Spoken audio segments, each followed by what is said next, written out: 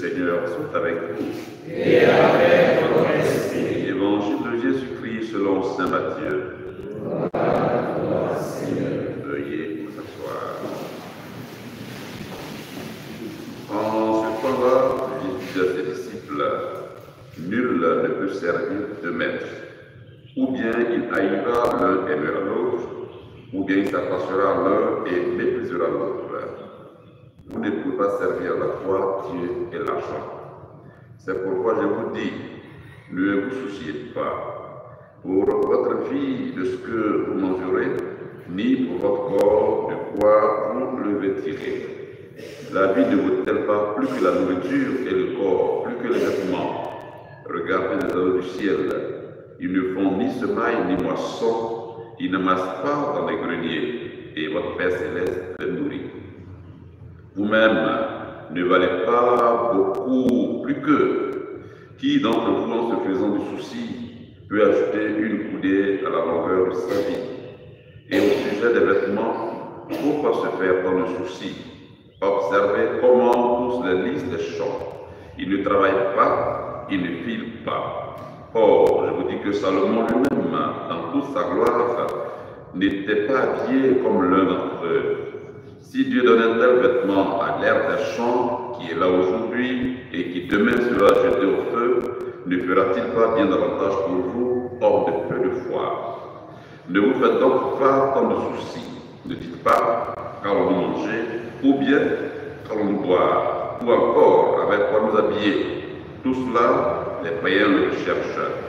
Mais votre Père céleste sait que vous en avez besoin.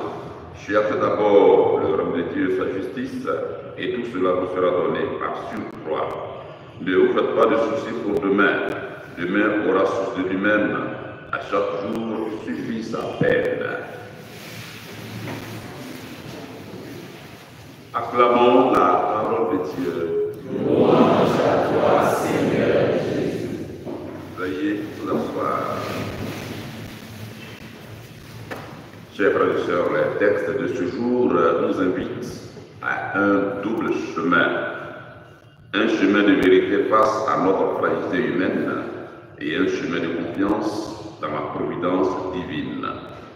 Saint Paul, dans la première lecture, nous partage un témoignage bouleversant sur sa propre faiblesse. Quant à Jésus dans l'Évangile, il nous appelle à nous libérer de l'inquiétude pour nous recentrer sur l'essentiel, le royaume de Dieu. Ces deux textes de ce jour nous disent une même vérité unique. La puissance de Dieu se déploie dans la faiblesse humaine. La paix intérieure naît d'un cœur qui choisit de faire totalement confiance. Cela peut paraître difficile pour nous, surtout dans ce monde où on valorise la force, la puissance et la réussite visible. Mais l'Évangile nous enseigne que la vraie force, c'est d'oser remettre sa vie à Dieu jour après jour en vivant le présent avec paix, sans être écrasé par le poids de demain. Frères et sœurs, apprenons à vivre l'instant présent comme un lieu de grâce. Oui, Dieu est là avec nous aujourd'hui et est capable de tout changer.